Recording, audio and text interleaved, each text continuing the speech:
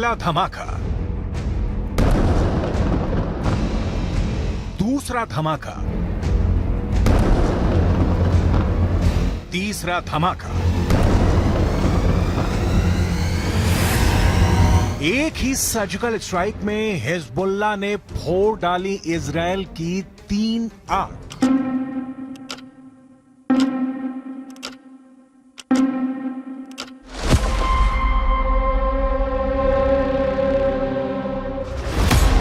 पहली आंख, दूसरी आंख, तीसरी आंख। हिजबुल्लाह ने मिसाइल अटैक करके इजरायल की 3 आंखों को फोड़ दिया। ये मेरान एयर सर्वेलेंस बेस है और यहां इजरायल के रेडार और कम्युनिकेशन सिस्टम थे, जिससे वो लेबनान में हिजबुल्लाह पर नजर गड़ाए रहता था।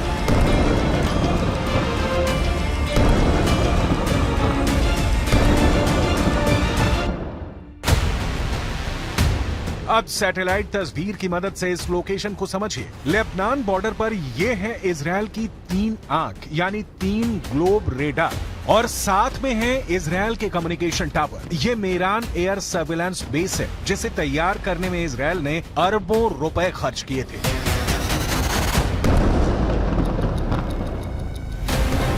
यही वजह है कि लेबनान के हिजबुल्लाह ने इसे अपना सॉफ्ट टारगेट बनाया। बेरूत में हमास के डिप्टी चीफ सालेह अल अरूरी की मौत के बाद यह हिजबुल्लाह का इजरायल पर सबसे बड़ा हमला है।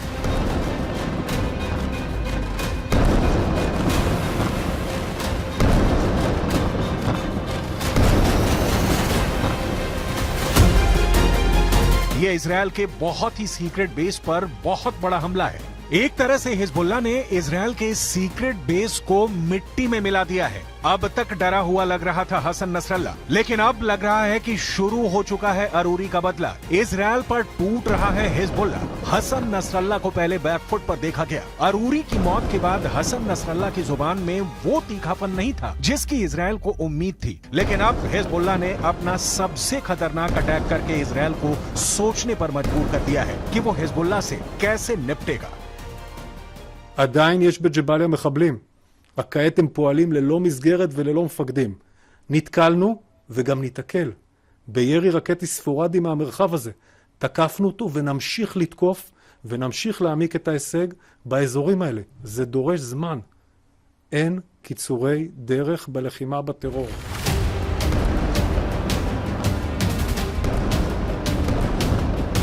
इस वक्त लेबनान और इजरायल के मौत वाले बॉर्डर पर हिजबुल्लाह का पूरा कंट्रोल है। हिजबुल्लाह अब ऐसी मिसाइल फायर कर रहा है जिसके आगे इजरायल के टैंक अपनी तोप रगड़ते हुए नजर आ रहे हैं। हिजबुल्लाह ने निकाली हैं 3 बहुत ही खतरनाक एंटी टैंक मिसाइल और मल्टी बैरल रॉकेट लॉन्चर। ये मिसाइल ईरान से सप्लाई की जाती रही हैं और ऐसी मिसाइलों का हिजबुल्लाह के पास बहुत बड़ा जखीरा है।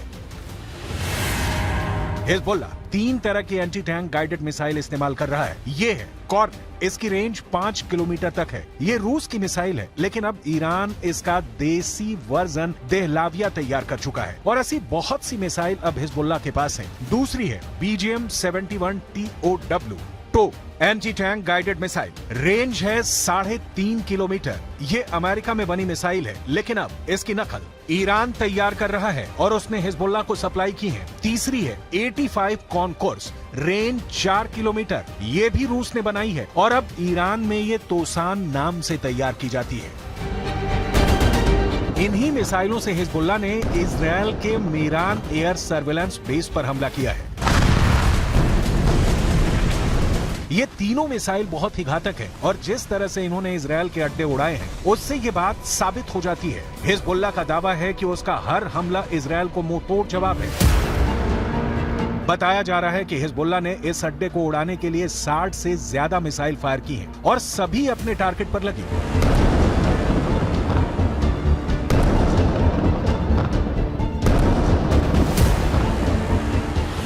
ये मेरान एयर सर्विलांस बेस के अंदर की तस्वीरें हैं, जिन्हें बहुत ही सीक्रेट माना जाता है।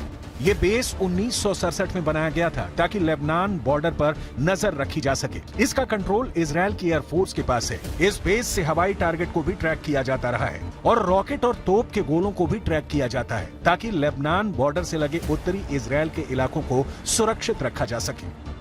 दक्षिण लेबनान और उत्तरी इजराइल के बीच जो बॉर्डर है वहाँ तनाव बहुत ज्यादा है। कब कहाँ बम फटेगा, कहाँ धमाका होगा, ये या तो हिजबुल्लाह जानता है या फिर इजराइल की सेना। वैसे यहाँ के लोगों को भी पता है कि बहुत जल्दी युद्ध का एपिसेंटर गाजा से निकलकर लेबनान तक पहुँच सकता है। यहाँ तैनात संयुक्त राष्ट्र की सेनाएं भी अलर्ट मोड पर हैं। लगातार पेट्रोलिंग हो रही है। हमास के डिप्टी चीफ सालेह अल अरूरी की मौत के बाद हिजबुल्लाह के सामने बस दो ही विकल्प है, या तो उसे मरना होगा या उसे मारना होगा। यही वजह है कि हिजबुल्लाह ने इजराइल के अड्डों को टारगेट करना तेज कर दिया है। इस वक्त पश्चिम एशिया में युद्ध की जो आग लगी हुई है, गाजा पर बमबारी के बीच हमास और इजराइल के बीच जिस तरह की टक्कर हो रही है, उसमें अब नया खतरा इजराइल और लेबनान बॉर्डर का भी है। यहाँ भड़के शोले अब युद्ध की इस आग को 10 गुना भड़का सकते हैं और अब दुनिया में सिर्फ 4 लोग इसे कंट्रोल कर सकते हैं।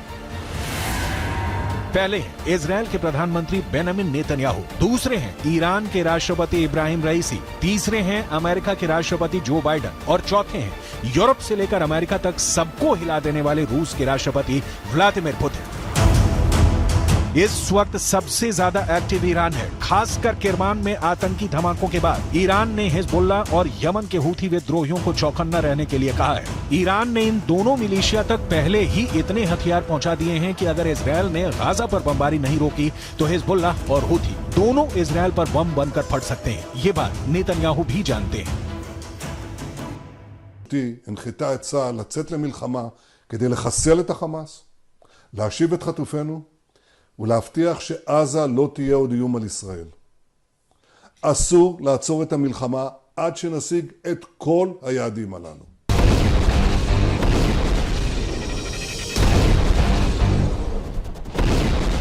जब से सालेह अल अरूरी को इजराइल ने ड्रोन स्ट्राइक में मारा है, तनाव बहुत ज्यादा फैल गया है। ये ड्रोन स्ट्राइक बेरूत के दहिया इलाके में हुई, जिसे हिजबुल्लाह का गढ़ माना जाता है।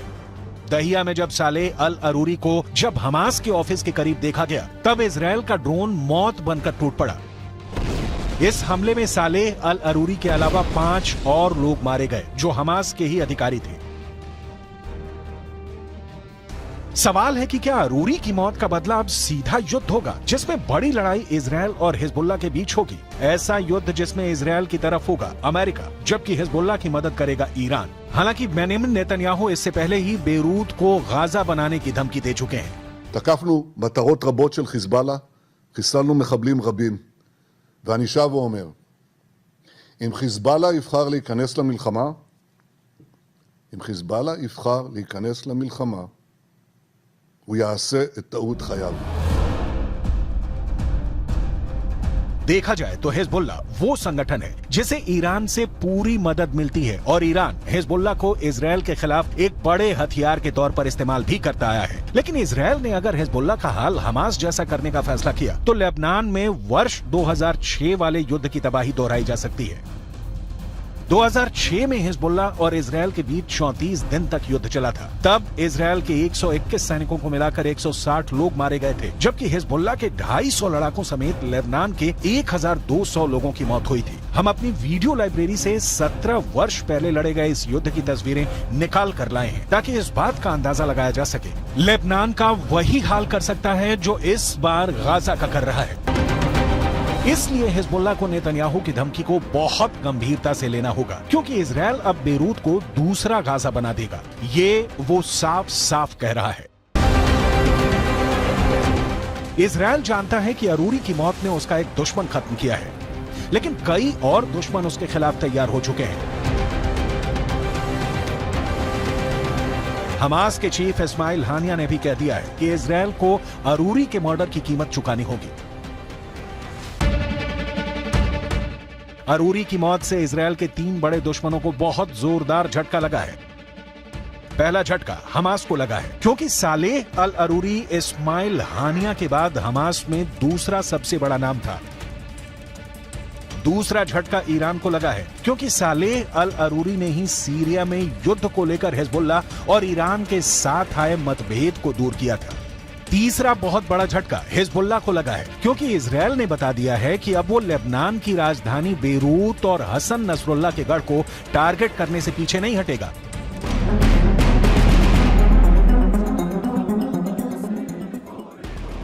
इस वक्त गाजा के बाद वेस्ट बैंक में भी युद्ध के हालात बनते नजर आ रहे हैं। सालेह अल अरूरी की मौत के बाद वेस्ट बैंक में प्रदर्शन शुरू हो गए हैं। सड़कों पर हजारों लोग इजरायल के खिलाफ उतर आए हैं। हालात ऐसे हैं कि इजरायल को अब अपनी ड्रोन फोर्स को वेस्ट बैंक के ऊपर एक्टिव करना पड़ा है। देखा जाए तो वेस्ट बैंक इजरायल के खिलाफ 5वां मोर्चा है। इससे पहले गाजा की लड़ाई है, हिजबुल्लाह से लड़ाई है, हूथी से युद्ध का खतरा बढ़ता जा रहा है। इराक में ईरान समर्थित हश्द अल शाबी ने अमेरिका के ठिकानों पर हमले बढ़ा दिए हैं। अरूरी की मौत के बाद ये मोर्चे और मजबूत होंगे, इसमें कोई शक नहीं। ये युद्ध फैला तो समझ लीजिए कि बहुत से देश इसकी चपेट में आ जाएंगे।